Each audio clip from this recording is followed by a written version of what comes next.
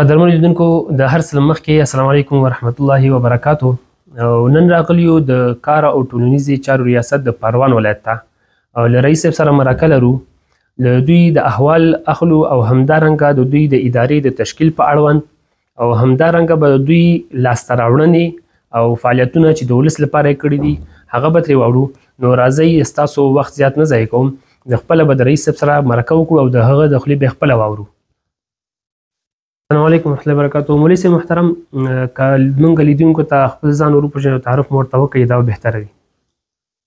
الحمدلله رب العالمین والصلاة والسلام على قائد المجاهدین وعلى آله وصحبه اجمعین. چې توره پورته نشي او نه سر په وینو رنګ سي، باداره دغه جنګ دی د وطن آخري جنګ سي. چې زړونه سره یو کړو او لاسونه سره ورکړو، دا کاڼي به لعلونه سي، دا بوټي به لونګ سي. اول د هر څه نه تاسو ته تحفه د سرور کائنات فخر موجودات به عنوان د السلام علیکم ورحمت الله وبرکاتو پیشکش کوم. او ثانیا یقینا متشکر یم چې تاسو راغلی زموږ احوال مو او خپل اغلاس خدای مو قدمونه په تله د ایمان کې حساب کړي. زه مولوی قدرت الله ذاکر د پروان ولایت د کار او ټولنیزو چارو رئیس په حیث فعلا دلته دنده اجرا کوم. ماشاءالله مولوی صاحب، مننه ستاسو څخه هم کوو. مولوی صاحب که د خپل اداري تشکیل په اړه راته معلومات راکړئ او همدارنګه ووایئ چې دې برخه کې د تشکیل په برخه کې څه مخکېوالی راغلی، زیات سوی دی، کم سوی دی، څنګه حساب؟ لله الحمد د امارت اسلامي په راتګ سره دا یوازې کار او ټولنیزو چارو ریاست نه دی چې بالعموم په ټولو اداري تشکیلاتو کې زیادت راغلی دی. کمبود مسله خو پرېږدئ، موږ کوم اداري تشکیل چې دی په څلورو واحدونو تقسیم دی چې څلور امریته موږ لرو او بالفعل فعال دی، فعالیت کوي. چې یو امریت اجتماعي دی او یو امریت کار دی، یو امریت زنتونو دی چې پرورشګاه هم ورته وایي، او یو امریت چې نوی امارت منظور کړی دی د حرفې په نام چې دا فعلا فعالیت کوي. او ټول اداري تشکیل چې زموږ دی دوه نوي نفره. ماشاءالله مولوی صاحب. او بل مولوی صاحب د تاسو یادونه وکړه د امنیت اجتماعي. نو امنیت اجتماعي د ولس لپاره څه خدمتونه کړي دي، که دا راسره شریک کړئ؟ امنیت اجتماعي برخه کې چې دی موږ ځان ته لوایح او وظایف لرو، نو دا اخیسته سوی دی د اجتماع نه. نو هغه کار او لایحه او وظایف چې کوم دي هم په اجتماعات کې دي. موږ سروي لرو د هغه بې وضاحته کورنیو، هغه اشرار وزیرو کورنیو چې دوی مشکلات لري. په دې برخه کې ګوناګون خدمات کړي دي. لکه مثال په توګه زه درته وایم چې تقریبا د پنجشنبې په ورځ موږ په پروان ولایت کې په ډېره غټه سطحه باندې تقریبا 253 نفرو ته موږ 20,000 روپۍ ورکوو. نو د 253 نفرو د 20,000 ته حساب کړه تقریبا 6 لکه روپۍ کېږي. دا خدمات مو عرضه کړي دي. کوم بې وضاحته کورنۍ چې وي هغه مو کارمندان اجتماعي مو ورلګلي، هغه یې سروي کړي دي او ګوناګون مختلفو خیریه بنسټونو معرفي دي تر څو ورته کومکونه وکړي. ماشاءالله مولوی صاحب. او د غریبو کورنیو سره د مرستې شوي دي، نو د امارت له راتلو وروسته یا داسې ووایم چې د امارت له راتلو وروسته د غریبانو کورنیو سره څومره غریبانو کورنیو سره مرستې شوي دي تعداد یې ته معلوم وي؟ دا خو واضحه خبره ده، رسنۍ ټول په دې باندې کار کوي او دا معلومداره خبره ده. ملت د دې خبرې نه آګاه دی. خو بیا هم لا وضاحت د خاطره موږ ویلی شو چې امارت اسلامي په راتګ سره دغه شی رواج شوي دي، یعنې د ملت سترګو ته ایښودل شوي دي. امکان لري ما او تا د دغه جامعه کې اوسېدلي خلک یو د جامعې نه راوتي خلک یو، نو مخکې د امارت نه زموږ ملت دغه د مواد تقسیم نه پیژانده. په دغه سطحه چې اوس تقسیمیږي او ملت سره کومک کوي بې وضاحته کورنیو سره دا نه و. نو دا د امارت اسلامي په راتګ سره دې شي پراختیا کړې ده. تنها موږ نه چې حوادثو ریاست، انکشاف الدیهات ریاست، ریاست صنعت و تجارت وښیي، همدغسې اقتصاد ریاستونه وښیي، مختلفو بخشو کې مواد تقسیم کړي دي او ملت ته خدمات ارائه کړي دي. او هر چې د زموږ امنیت اجتماعي په برخه کې دی، موږ هم د امارت اسلامي په راتګ سره مخکې مثال مرتول سالانه موږ مواد تقسیموو. نو د 1000 کورنیو نه خو هیڅ کم نه وي، یعنې سالانه اکثریت 1000 راځي او کم یې داسې 200 500 600 تر دې هر کال موږ تقسیمات لرو. مولوي صاحب، تاسو د کومکونو یادونه وکړل چې زیاتو کورنیو سره مو مرسته هم کړې ده. راځو دې ته چې د غریبو فقیرو د سوالګرو د ګدایانو په اړه د ګدایانو پروسې امیرالمؤمنین حفظ الله امر هم کړی فرمان یې هم. نو د دې پروسه کې تاسو څومره پرمختګ کړی دی او همدارنګه اوس چې موږ راتللو څه فقیران مو ولیدل ایا دا موضوع د خنډ سره موازي شوې ده مخ شوې ده او که څنګه موضوع شوې ده دې په اړه کله لیدونکو ته معلومات ورکړئ. دا خو داسې جالبه موضوع وه چې امیرالمؤمنین دا چې د زموږ امیرالمؤمنین دی موږ به صفت کوو دا یوه جدا خبره ده. نه دا داسې یو شخصیت دی چې دا یقینا هغه کم مسؤلیت چې د امارت د تراجع دی او کومه معنا د امارت چې دی پوره په غور سره په همغه باندې بررسي کوي او دې حالاتو سره رسیدګي کوي. لکه دا امیرالمؤمنین چې موږ ته کومه لایحې وظیفه لري زموږ په بخش کې کوم مسؤلیت لري دغه مسؤلیت د ګدایانو په بخش کې هم لري. نو ځکه په دې تیرو حکومتو کې موږ او تاسو تقریبا دغسې په سترګو کې یو 10-15 حکومت یا زیاتو کم چپه سوي دي د نظامونه. نو دا شی موږ نه دي لیدلي چې یو څوک د سوالګرو ته رسیدګي وکړي. خو لله الحمد امارت د ټولو کور دی. دا چې موږ ویل امارت د ټولو کور دی یوه معنا یې دغه ده چې د ګدا چې د سر د چوکې ګدایي کوي د دم امارت دی. نو دوی ته هم پکې ځای ونه. امیرالمؤمنین یو فرمان توشیح کړ تاسو ته ښه معلومه وي چې هغه کې 11 ریاست او چې صحت عامه ده قمندانۍ ده ولایت دی استخبارات دي سره میاشته همداسې مختلف محیط زی صوبه د ریاستونو نور هغه چوکاټ کې داخل دي چې بیل بیل لوایحې وظیفې لري پکې. نو دغه تېرو 2 کلونو کې دا پروسه موږ ډېر په دقت سره هر ولایت کې د دوی سروې شروع او د دوی بایومتریک شروع هغه د دوی سافت راجستر شروع خو په دې بخشو کې دوی ته پیسې هم ورکړل سولې قمندانۍ راټولول موږ سره د دغه 11 ریاستو نور چې تو سروې مو کوله هغه کورونه مو دې کې 3 تقسیماته کېږي د ګدایانو په 3 تقسیمه دي. یو ګدا چې دي مستحق خلک یو حرفوي خلک او یو داسې ګدایان دي چې هغوی عادت سوی. لکه مثال به درته په توګه درته وایم چې دغه کم ګدایان چې وو موږ راټول کړو نو یو کې ډېر مستحق خلک سهار و بېګا ډوډۍ نه لرله نو هغه مو کورونه هغه کټګوري م لیکلی وې 11 ادارو کټګوري لیکلې وې چې اول درجه به څوک وي دوهم درجه به څوک درېیمه درجه به څوک. نو ما کټګوري په حساب موږ 15 تشکیله لرو د پروان ولایت کې د ګدایانو چې دومره ګدایانو ته مواد او شی ورکول کېږي کار به ورته جوړېږي. نو د هغه د پوره کولو د خاطره دلته داسې خلک هم موږ ګیر کړه چې بسته یوه کورنۍ وه یو فامیل و یعنې د الف نه تر یا پورې 12 نفره موږ ګیر کړه د یو فامیل و هغوی ټولو ګدایي نو چې ورځ کې 100 روپۍ راوړي د ورځې 12 که نه بالکل. او داسې خلک مو هم ګیر کړه چې هغه یوه سیاسره وه دغه ساحه کې چېرته کېناستله یو ورځ د اولې حوزې محترم امیر صاحب ماته زنګ ووهه چې مولي صاحب راسه یو کار ورسره نو زه ډېر په بیړه ځکه دا د امنیتي مشکلاتو د خاطره ورغلم. دلته چې ورغلم قاضي هم هغه تصویرونه زموږ سره ستري که بیا تاسو ضرورت و بیا سره شریکوای شو. سیاسره یې ګیر کړی و هغه یو سیاسره پولیس او هغې حفاظت کوه هلته هغه ساتلی نو هغې نه تقریبا 200,000 روپۍ موږ ورسره وې وګیریم کړی. نو هغه سوالګره وه دې سره 200,000 روپۍ وې یعنې غالبا چې 3 لکو ته رسېدلی. نو دا ورسره وې هغه پیسې موږ واخیستلې هغه کوم اسنادو ثبوت شوی چې درسره دا خو یو قانون چې دا به بیا محکمې ته سپارل کېږي محکمه فیصله کوي چې دا ښځې د پیسې د کومه کړي او د چا دي. بل داسې حرفوي کسان مو ګیر کړه یو سپین ږیری مو ګیر کړه هغه سره اسنادو چاپوګانو بعضې عکسونه ورسره وه شیانو سره ګدایي کوله د ښار نو هغه مو هم عدلي قضایي ارګانو ته معرفي کړي چې د دغه بخش معلومات وکړي دا ګدا دی او که دغه عکسونه څه کوي د چا دي. نو دا دې ته حرفوي ویل کېدل. هغه بل چې هغوی عادت سوی و چې مرته بسته یو فامیل ګرځېدل او داسې خلک هم موږ ګیر کړه چې کور ته یې ورغلو نیم کور به حتی قالین یې هم خرڅې کړی وو هغه پرچون یې هم خرڅې کړي وو دومره یې پرېښي وو چې 3 نفره مثال 4 نفره به ګرځېدل.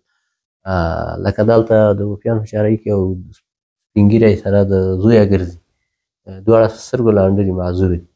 نو دغه خلکو بیخي حتی کور او ادرس یې هم معلوم نه و. هغه څوک چې د دوی اولادونه هغوی ایران ته تللي نور ځای ته تللي نو دوی داسې په میدان باندې فاتح خلک نو دوی ته امارت یو راجمع یې کړو مستحقو پولیس هغوی ته حتما یو کار جوړېږي محکمه وثیقه ورکوي محکمې د وثایقو نه وروسته به دوی هغه کوم چې دی ثابتېږي بیا به دوی ته پیسې ورکوي. بالکل مولوي صاحب ماشاءالله ډېر ښه خدمت مو کړی دی. او مولوي صاحب راځو همدارنګه د کم مسکینانو فقیران خو موږ تاسو ولایت کې او په وطن کې زیات دي او الله پاک دې دا ختم کړي. نو راځو دې ته چې مولوي صاحب ځینې ماشومان دي چې درانه کارونه کوي سخت کارونه کوي نو د هغې په برخه کې تاسو څه خدمت کړی دی یا مو څه ترتیب یا څه پلان ورته کړی دی که نه او که کړی مې وي نو په آینده کې ورته بیا کوم بل پلان لرئ او که په همدې پلان باندې کار کوئ؟ دا پروسې ته چې وایي دا د لایحې وظایفو فیصل هغه اطفال چې د سر اکثر باندې کارګر دي دغه نوم ورته یادوي په پښتو کې کارګر اطفال. کارګر اطفال قانون د کار جواز نه ورکوي چې یو طفل ده یو کار ته غټ کار ته ملا وتړي. ولې دغه سلسله چې د قانون د کار د لحاظه د تعلیم و تعلم سلسله ده نو دې ساحه کې قانوني مکتوب نشر کړی دی ټولو اداراتو ته چې هیڅوک نسي کولای چې زیر سن خلق استخدام ولو که هر وظیفه اوسیږي نه شرکت کولای شي نه کوم مؤسسه کولای شي نه ادارات د واحدونه د دولتي کولای شي دا کار. اماراتي واحدونه هم نشي کولای چې زیر سن د 18 نه کته چې هغه د هغه سن نه پوره کړی دي د خلق استخدام دیو د خاطر چې غالبا تاسو هم پکې وای هغه یو کمیسیون مونږ جوړ کړ د ولایت په نمایندګۍ چې یو نماینده د ولایت نه هم ووي نو مونږ د بازار سره ته ووتلو د اطفالو مکمل سروې 400 نفرو ته ورسېدل نو دغه تعداد خو کله زیات شي کله کم شي که نه ځکه دا فقر داسې شی دی چې نن به یې ته ولرې سبا به یې ونه لرې. یو کې هم کټګوري معلومې وي بعضې داسې اطفالو چې هغوی کورنۍ سره کېناستلو خبره مو ورسره وکړه بخت تعلیم و تعلم کې هغوی راته وویل چې زموږ زوی درس نه وایي یعنې دغه هلک داسې تکلیف د روحي ده که نه روحي تکلیفو سره مخ په او درس ته یې رسیدګي نسه کولی. بعضې داسې وایي چې د فقر د وجې نه یې نسه کولی د درس و تعلیم ته کار وکړو. په دې وخت کې یو مؤسسه زموږ همکاره راوغوښتله چې په 9 ولسوالیو کې 15 مرکز یې په مرکز کې جوړ کړه او نور مرکزونه 9 ولسوالیو کې فعال وو. اشیانې فنون په دې کې مونږ جلب و جذب نو هر طفل چې مونږ سروې کړی و هغه هم د مرکز ته راجذبوو او هغه ته هم داسې یو روحیه ورکوله چې ستا د تعلیم وخت همدغه دی.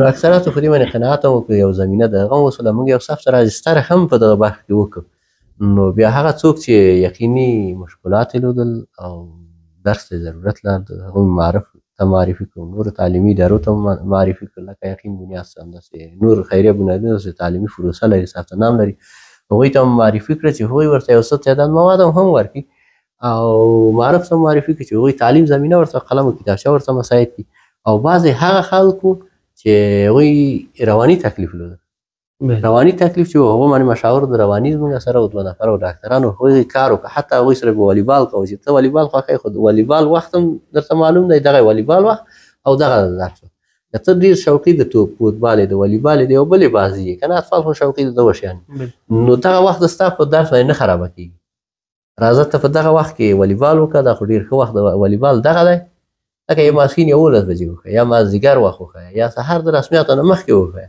دا وخت د والیبال ته ښه دی دا وخت ورزش ته ښه دی تا ته قانون حق درکوي چې ته ورزش هم وکړې دا یو قانوني حق دی اما ستا قانون دا دی ته باید درس ووایې اکثریتو ته هم دا حتی زموږ یو څو ګونګان هم دلته لودل هغه ګونګان هم په دې وتوانېدل چې هغه خط پروسې ته یو څو میاشتو کې دوی رسیدګي وکړله او خپله په خپل مشکل پارچه کې تا ته لیکه جالبه خاطره دا ده چې زه ورغلم ما ته لیکلي وو چې زما 100 روپۍ کرایه کېږي دا څوک راکوي ما ته داسې لیکلي وو ما ورته وویل چې هغه زه درکوم تا ته زه د خبره نه پوهېدلم ما ته د په ورقه کې ویلي چې 100 روپۍ زما کرایه کېږي 50 دی خو 50 یې خو ما ورته ویل چې دا 100 روپۍ اخر د میاشتې درس وایي زما باندې او مغسې یو محصلین را سره همکاري وکړه څه هغوی هغه یې وکړه او څه مصرف ما په غاړه واخیستې ولې چې یو څوک یو شي رسیدګي کوي زموږ د معاشاتو مصرف ولې زموږ چې اخلو ما که معاش اخلو د ملت د خاطره اخلو دا وظیفه چې موږ ته راکړې ده د ملت د خاطره ده نو افخل جیب نه که یو څه مصرف څه خو یو څوک یو ځای ته ورسېږي نو هغه د خاطره موږ دا دومره کار کړو آینده ته هم دې ته ډېر غټ پلان لرو چې لله الحمد داسې ورځ راشي چې موږ بازار سره ته ووځو زموږ اطفال شاقه کاري ونکړي ولې چې آینده د وطن زموږ همدغه خلک دي او که دا خلک په شاقه کارۍ باندې عادت سو دا زه راته وایم فدایي صاحب موږ او تاسو مجاهدین یو نو په تېر انقلاب کې کار کړی دی ډېر مخالفین همدغو خلکو ته راسره کوي ولې دی 50 روپۍ پلاستیک خرڅوي 100 روپۍ به پوډر خرڅوي 100 روپۍ به چارج خرڅوي دا یو حمام دی یو کشور کې یو ولایت کې چې د دې نه ډېره استفاده کوي خلک ډېره استفاده کوي لکه دا چسپکیان مسپکیان چې خلک کاروي اکثر د دغو هغو نه کېدای شي استفاده وکړي دښمن نو دا یو بحران و دې ته موږ رای حل کتلی دی او اول د خدای نه توفیق غواړو چې موږ ته په دې کې راسره همکار سي او بیا د خیرو نه خلکو نه هم دا تقاضا لرو چې څوک لاس د خیر لري هغوی نه دا تقاضا لرو چې په دغه وخت کې موږ سره همکار سي او همکاري وکړي. نو کله که یو سړی تعلیم وخت تېر څه فقیر پاتې څه نو فکر وکړه چې آخر د عمره دا سړی فقیر دی به یو فقیره کورنۍ تشکیلوي. دا فقیران به زما یو ملګری دی مولوي صاحب حبیب الرحمن تاسو وپېژنئ ډېر داسې یو بل سړی دی قمندانۍ کې وظیفه لري. هغه بیا یو وخت ټوکې زما سره وکړې وایي چېرته یم دا غرونو کې ګرځو زنګ یې راته وهلی وایي دا خو پوهېږم چې همدلته یې دی مجاهد و. بیا وویل څه کار کوئ؟ ما دغه کار خو د لایحه او وظایف د مجاهدینو معلوم دي. یو شی بل هم ورته یاد کړي چې دا فقیران مړ کوي. وایي ولې دوی نه بل فقیرېږي دا جواهر سوار ټول تشکیل هغه ډېر تاریخي خبره ده. ولې چې یو فقیر یعنې موړ که د مطلب دا یو فقیر موړ کړي یو چاته یو خیر ورورسوي نو یقینا که یو فقیر موړ سي هغه به یو غني کورنۍ تشکیل کړي او که یو فقیر پاتې سي هغه به یو فقیره کورنۍ تشکیل.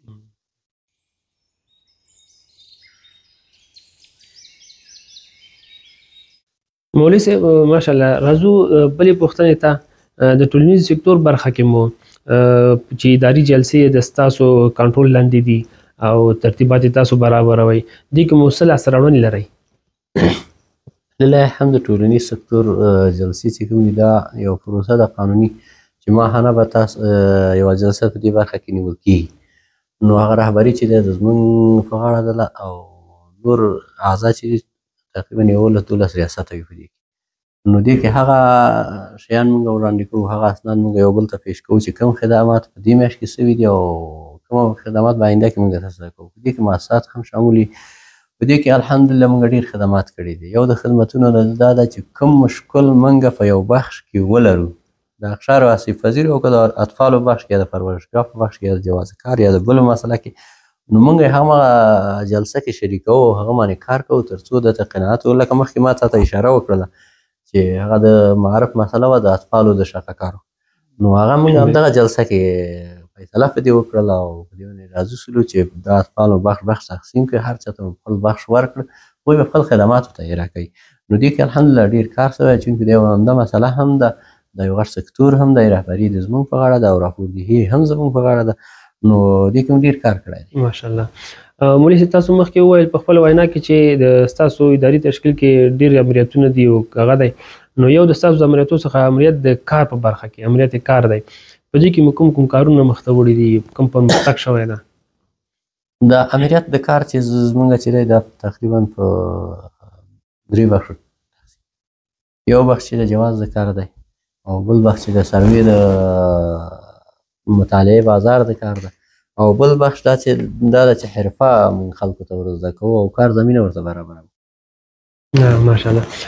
مولوي صاحب د بیکاره ځوانانو په اړه مو څه کار کړی چې کارونه خو برابر کړي دي امریت کار چې کارونه ډېر کړي دي فعالیت یې کړی نو آیا د بیکاره ځوانانو لپاره مو کوم کارونه برابر کړي دې برخه کې کوم پلان لرئ؟ لله الحمد موږ هر کال سروې لرو مطالعې بازار کار په نامه د ولسوالیو په سطحه هم مرکز په سطحه هم موږ ګرځو نو هغه کارګرو نه موږ پوښتنه کوو چې تاسو څه ته ضرورت لرئ. لکه مثال په توګه وایم چې موږ لاړو کوهستافي ولسوالۍ هلته ولسوال صاحب سره نورو ملکانو سره مجلس ونیو هغوی سره خبره وکړه هغوی وویل چې موږ دلته د مستري او د موټر سکیلو د جوړولو یو هغه کار مستري کار لرو چې دلته باید داسې یو څوک راشي موږ ته دا حرفه په هغه بخش کې موږ راپور جمع کړو وزارت ته مو ولګو نو آینده به کوم مؤسسات چې راځي کوهستافي ته موږ لیږو هغه به څه شي هغه څوک چې هلته حرفه خلکو ته وروښیي د څیز د موټر سکیلو یا د بل شي همدغسې شیخ علي ته لاړو وویل چې موږ ته فارمونه د مچیو او د دې شیانو خو هر څوک خپل پیشنهاد لري په دې برخه کې هم ډېر کار شوی دی او لله الحمد د بیکاره ځوانانو خاطره زمینه د کار دا ده چې تاسو د دې شاهد یاستئ چې موږ په ریاست کار امور اجتماعي خصوصا زه خپله په دې باندې ډېر تاکید مو وکړ په یوه جلسه کې هم نه بارها جلسات اداري جلسو کې ما دا خبره مخکې کړله چې کوم مؤسسات چې پروان ته راځي باید کارمند د بیرون نه تشکیل شي. بالکل په دې برخه کې ډېره یوه غټه لاسته راوړنه دغه ده چې کوم مؤسسات راځي پروان کې فعاله دي هغه به تشکیل د داخل د پروان نه کوي. ولې موږ ماسټر لرو موږ 14 اسناد والا لرو د 12 نه 19 تر دکتورا او تر ماستري پورې موږ دلته ځوانان لرو فعلا بیکاره دي. هر څوک چې یو څوک استخداموي باید دغه ادارې نه استخدام کړي او دغه واحد د ادارې د ولایت نه د نورو ریاستونو خلک وغواړي. دې باره کې بخش کې هم ډېر کار شوی، ټول مؤسسات داخلي خلک نیسي. مولوي صاحب تاسو د حرفې په اړوند معلومات وړاندې کړل ملګرو ته او همدارنګه مو څه وینا مو کړله. نو څو حرفې فعالې لرئ او کومو برخو کې دي کوم خدمتونه دوی برابر کړي دي؟ لله الحمد سالانه موږ به شاګردان فارغ لرو چې شپږ میاشتني حکومت موږ ته درې امارت اسلامي زمینه د درې حرفو مساعد کړی چې یوه نجاري ده او یوه ترمیم د موبایلونو دی او بله حرفه زموږ چې ده هغه د کمپیوټر یادول دي، یعنې د کمپیوټر ترمیم دی. یو خو یادول دغه چې پروګرامونه یې ورښیي او بل دا چې ترمیم دی چې خرابه سي مستریان د کمپیوټر موږ دغه درې پروژې موږ لرو چې سالانه دوی ته تقریبا هره حرفه سال کې 120 نفره فارغین لري، لکه شپږ میاشتو کې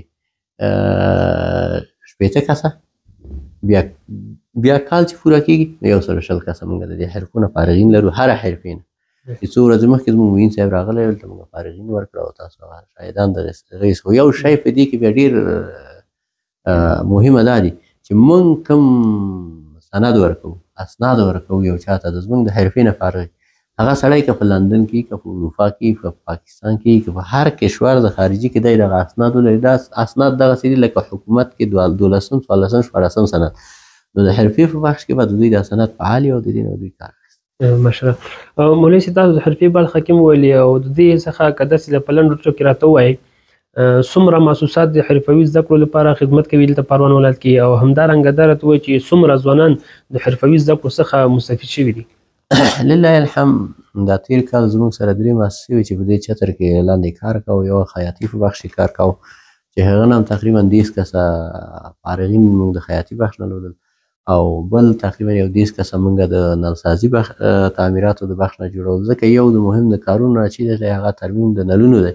نو یو سړی به تعمیر جوړوي ډېر په اعلی ډیزاین سره، خو هغه نلکشي چې ونیسي د دې ملت د دې قوم د دې خلکو یو ضرورت و، نو هغه ته موږ رسیدګي وکړله او هغه موږ کار یې ختم کړ. مولوي صاحب د روزنتونونو په برخه کې مو څه خدمت ولس لپاره کړی دی او همدارنګه څومره یتیمان په دې روزنتونونو کې شامل دي؟ د روزنتونونو بخش کې خو لله الحمد د کارو امریت لاندې موږ ډېر قوي جواز هم تقسیم کړی دی چې اکثره خلک یو موضوع ته باید باریکي ته موږ تاسو متوجه اوسېږو چې ملت باید د زموږ غږ واوري. چې امارات نه یا د دې چوکاټ حکومت نه هغه ځای کې شکایت وکړي، اعتراض وکړي چې د دوی خپل د سترګو دي که نه. موږ تاسو یو معما لرو لکه هغه عربي کې عنقا مرغه ورته وایي، هغه چا نه دی لیدلی، ټول وایي عنقا یو مرغه دی که نه، نو اما وجود یې نشته. خو یو شی دی چې تنه دغه 10 میاشتو د حمل نه دی خوا تر دغه میاشتې چې تېر سو زما راپور مخې ته پروت دی او تېني چې موږ 1540 نفرو ته موږ جواز د کار ورکړی. څه شی 1540 نفره دې ته موږ جواز د کار ورکړی دی، یعنې دا موږ په وظایفو ګمارلی دي. په کوم ځای کې ګمارلی دی؟ پروان اداري تشکیل د ولایت نه راکته وښیه، معارف وښیه، نورې ادارې وښیه، هر بخش دغه خلک ګمارل سوي دي. په کال کې چې 10 میاشتو کې 1540 نفره استخدام سي، نو الا دا یو حکومت دومره یو هغه ولري چوکاټ د ادارې ولري چې دومره خر دا تیر کالم هم داسې تیر کال به کېدای سطح د دې نه ډېره وه، هغه اول کال خو بیخي سطح د دې نه ډېره وه. کال په کال نو دا داسې دي، بعضې خلک تقاعد سوي دي، بعضې خلک تللي دي، بعضې بسونه امارات نوي ایجاد کړي لکه معارف ته یې ورکړي دي، موږ ته یې ورکړي دي. موږ اداري تشکیل ډېر کم و، ولله الحمد امارات بسته یو امریت موږ ته یې هغه کړی چې هغه امریت کې زموږ زه به وروسته د هغه باره کې بیا درته وضاحت درکړم. او مولوي صاحب د یتیمانو په اړوند کې راته ووایه چې څومره یتیمان په روزنتونو کې شامل کړي؟ یتیمانو په برخه کې موږ 2 شقه کار کوو. یو هغه یتیمان چې وناسیا دي او بل هغه یتیمان چې هغه ذکور دي، نو دواړو ته موږ جدا عملیاتونه لرو. نو د ذکورو په بخشه کې چې کوم یتیمان موږ راجلب کړي دي، موږ خصوصي او شخصي روزنتونونه لرو چې چې لله الحمد امارت نه مخکې دغه تشکیل تقریبا 100 نفره و او وروسته د هغې نه دا تشکیل تقریبا 300 نفرو ته ورسېد چې 100 نفره پخواني 200 تشکیل موږ ته امارت راکړي چې په دې 200 تشکیل کې 150 ذکور دي او 15 دانې چې دي اناث دي. مولوي صاحب موږ داسې خبره تر غوږ را رسېدلې ده او معلومات مو حاصل کړي چې په دې روزنتونونو کې فقط د امارت اسلامي د شهیدانو اولادونه وي او د جمهوریت د عسکرو او یتیمان چې کوم پاتې دي هغوی اولادونه پکې نشته. دغې برخه کې تاسو لیدونکو ته څه وایي؟ په دې برخه کې خو لیدونکي کولی شي چې راشي نږدې نه مشاهده کړي که نه که زه هر څه په دې برخه کې ووایم هغوی وایي چې والله دا د خپل نظام خلک دي خپل خبره کوي. دا فیصله ملت ته پرېږدو چې هغوی راشي نږدې نه مشاهده کړي او ویې ګوري چې آیا زموږ په روزندون کې یوازې زموږ د شهیدانو زامن دي او که دا د دوی هم راسره دي. یو شی دی امارت کې دا په واضحه ټوکه باید ملت واوري. موږ 2 ریاستونه لرو چې په دغه بخش کې کار کوي، یو د شهداو معلولینو ریاست او یو د زموږ د ریاست. دغه د یتیمانو بخش کې کار کوو موږ. نو دا خبره چې هر څوک کوي هغوی به خپل نظر وي ځکه بعضې خلکو نظرونه ډېر واړه وي هغه وړه خبره کوي. نو شهداو معلولین چې کومه پروژه مخې ته وړي کېدای شي رئیس صاحب سره کوم وخت هغه وکړي هغوی کې دا خبره نشته. هر څوک یتیم هغه یتیم دی چې پلار یې مړي. بالکل یتیم معنا معلومه ده هغه څوک چې پلار یې مړي هغه ته یتیم. یو د ابوینو نه وفات شوی یا مور یا پلار موږ ته دا مطرح هم ده چې دا د نظام خلک دي دا د دې نظام خلک دي ولې هغه څوک چې یتیم پاتې شوی دی هغه زما د آینده د کشور. بالکل که زه نن لاس نه ونیسم پرورشګانه وشړم دغه سبا د دغه کشور د خاطره یو بحران دی. نن د هغه نفقه هم په ما ده او د هغه خوراک هم په ما دی هغه تعلیم هم په ما دی د هغه روزمره مشکلاتو ته رسیدګي هم په ما. من کې دا شی نشته صرف قانون مو دا دی چې څوک وثیقه خط بالکل وثیقه خط شرعي دغه د زمونږ کار دی محکمه یې چاته ورکوي که نه ورکوي نو هغه د محکمې کار دی او د محاکمو سره باید رابطه وکړي. موږ ته څوک وثیقه راوړي او طرز العمل معلوم دی موږ ثبت راجستر کوو او تر اوسه الحمدلله دا واقع شوې نه ده. نو کولی شي زموږ پرورشګاه ته ولاړ شي ویې ګوري چې موږ هغه جال مجاز چې کوم کړی دی اکثریت هغه سابقه یتیمان چې کوم پاتې وو تقریبا 15 نفره وو پرورشګاه کې تر اوسه همسې برحاله دي. موږ ورته 15 وخته داسې ډوډۍ ورکوو چې په دغه نظام کې یو وزیر زوی کېدای شي ونه خوري. مولوي صاحب د یتیمانو په اړه معلومات راکړه مننه کوم ورڅخه او که دا راته ووایي چې د روزنتونونو په اړه باندې څومره محسوسات مو د دې دپاره جلب کړي دي؟ زمونږ خو محسوساتو باندې قاري صاحب محترم ډېره توجه په دغه بخش کې ده ولې افغانستان جنګ ځپلی هېواد دی جنګ پکې تېر شوی څو پېړیو جنګ په دلته تېر شوی د دا خلک چې دي ډېر یتیمان د جهان په سطحه اول غزه تشکیل ورکړي او دوهم افغانستان ځکه دا 2 ځایونه د جنګ معرکې میدان. نو په دې بخش کې موږ همیش مؤسساتو سره کینو په هر بخش کې زما اول خبره دا چې باید موږ ته راځه یو چا ته یو بوجي وړ مه ورکړو راځه یو یتیم ته یو قلم ولې هغه یو بوجۍ وړه د یو یتیم زندگی نشي تغییرولی او یو قلم سره د یو کتابچې هغه د یتیم زندگی ټوله تغییروي. نو په دې وخت کې الحمدلله موږ ډېر لاسته راوړنې لرو لکه مخکې ما درته وویل چې مخکې ټول د پروان تشکیل چې و د یتیمانو صف سره 100 نفره وو ولله الحمد موږ اوس 200 نور حکومتي حکومت تشکیل راکړی امارت موږ ته تشکیل راکړی دی چې 115 دانې هغه اناس دي چې بالفعل فعلا اناسیا دارالایتام موږ فعال دی چې هغې ټول کارکنان طبقې د اناس دي او هلته فعاله دي روزنتون کې شپه ورځې اوسېږي 3 وخته ډوډۍ ورته ورکوو داسې یوه منوټې غذایي لرو لکه دغه نظامي تشکیلات چې کوم منوټې غذایي سهار یوه هګۍ شیدې دغه شیان ټول موږ زمینه ورته مساعده کړې ده. او بل په دې وخت کې خصوصي سکتور کې موږ 2 پرورشګان لرو چې یو بي عایشې صدیقې په نامه ده یو خیر انسان دی هغه یې مخته وړي او یوه چې ده دارالارقام په نامه ده.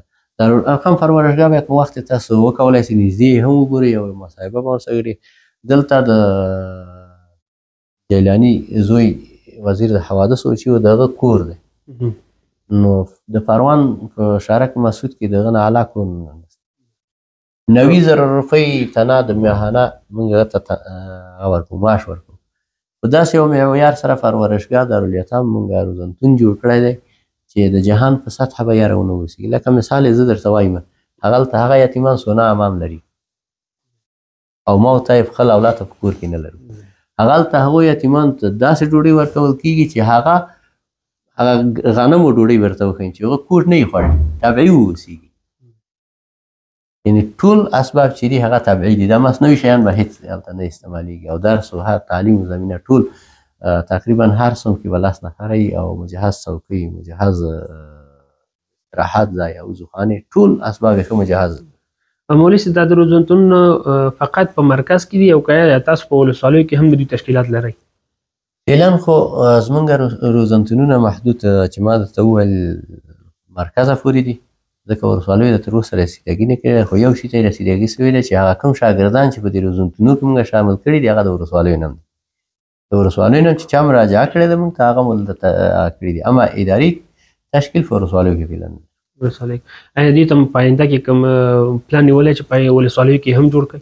امارات په دې برخه کې لله الحمد ډېر یو غټ تقسیم اوقات د کاري ځان ته جوړ کړی دی. نو لکه دا شفاخانې ورته وایم که نه، شفاخانې د ټولو کلینیکونه چې تاسو ته معلومات څو ورځې مخکې یو تشکیل یې راغی، نو ډېرې ولسوالۍ به کلینیکونه به یې بره سطحه ته لاړ شي. همدغسې زمونږ هم یو تشکیل لار باندې دی، انشاءالله انتظار وي چې همدا ولسوالۍ چې کومې دي مرکزي ولسوالۍ دي هغوی ته مونږ یو تشکیل ورکړو او هلته به زمونږ هم دارالایتمونه.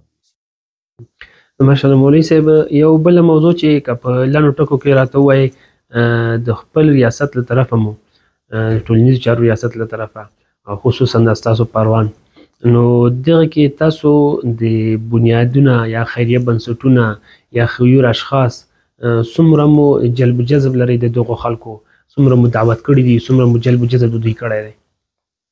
د خیرو اشخاصو فلله الحمد د افغانستان په سطحه اوس اکثریت بنیادونه هم سره خلاص شوی دی. امارت لایحې وظایف هم ورته ټاکلي دي او مقررات ورته ټاکلي سي.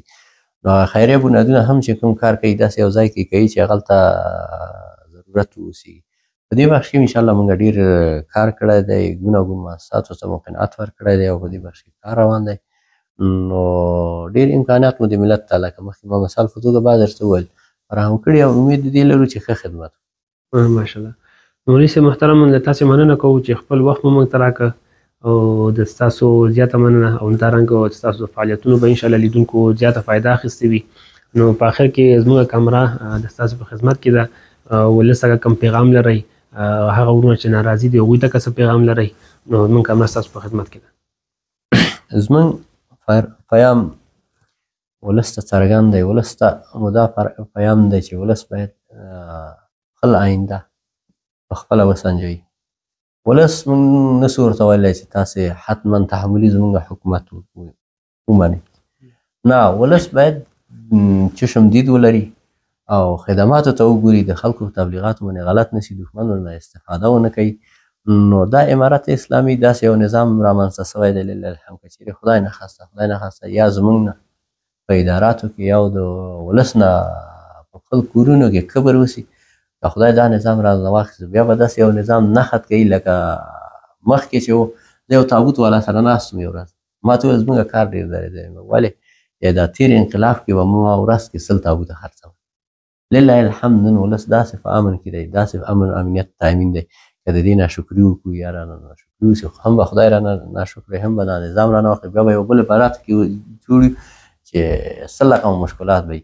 اما لله الحمد هر څه یو شی به واضح ټکي کې دا ووایو چې یو ماشوم په 3 کلنۍ کې هیڅ کار نشي کولی، اما امارت په 3 کلنۍ کې ډېر کارونه وکړل، انکشافي پروژې عملي کړلې، اداري واحدونه یې هغه کړل، بودیجه یې خپل هغه نه تصویب کړل. نو ولس باید ډاډه واوسېږي چې نظام ورسره دی او هېڅکله نظام نه غواړي چې زموږ ولس د بل چا د اثر لاندې واوسي. دا د کار زمینه ورته مسله دی، حتی دوی به په خپل کور کې ناست وي او دوی به معاش والی. امارت اسلامي انشاءالله داسې یو نظام دی چې خوړل کېږي نه. خو ولس نه مو غوښتنه همدغه ده اخري چې دوی باید نظام په منلو کې نظام سره همکاري وکړي او داسې وګڼي هر څوک چې دا نظام زما شخصي لکه خپل کور ته چې کار کوو، داسې کار که مو کله نظام ته وکړو نو موږ به یو وخت آباد افغانستان وکړو. او هغه وروڼه چې زموږ ناراضي دي نو هغوی ته په لنډو ټکو کې د یوه خبره کوم که په دې څو انقلابونو اختلافاتو کې نو دغو خلکو ګټه کړې، اوس دې بیا هم دې ته لمنه ووهي او د بل چا سره لاندې د کار وکړي. زما ورور چې زما سره جوړ رای نسی نو بل چا سره خو ولاکه جوړ رای شي. ته باور وکړه چې دا یوه جمله به زه درته وایم خو په چا بده ونه لګي. هغه ورځ چې سقوط راغی او خلکو کوشش کاوه چا چې د حکومت سره کار کړی و که نه تېر نظام سره میدان هوایي ته لاړ شي دوی په قمچینو وهل امریکایانو بېرته راشړل او دغه خلک به د امریکایانو په خدمت کې زما په مقابل کې درېدل زه به یې وشتلم. اما داسې ورځ راغله چې دوی ورته ویل چې موږ ځان سره بوځو ول تاسو زموږ نه یاست ولې بېرته یې پرېښو. غر خارجي کشورونه هر څوک چې هغوی تل د خپل استعمال د خاطر لکه یو بیلچې غوندې استعمالوي. نو د دوی نه مو خواهش دا دی که هر شی وغواړي نظام سره د کښېني په تفاهم د ورسېږي خبره د وکړي قدرت د واخلي څوکۍ د واخلي. دغه څوکۍ کې که زه یم که نه یم مشکل نشته دی دې راسې کېدنې خدمت ته مننه کوم ولې سي. مننه. خدای دې ومنه. سلامت اوسئ.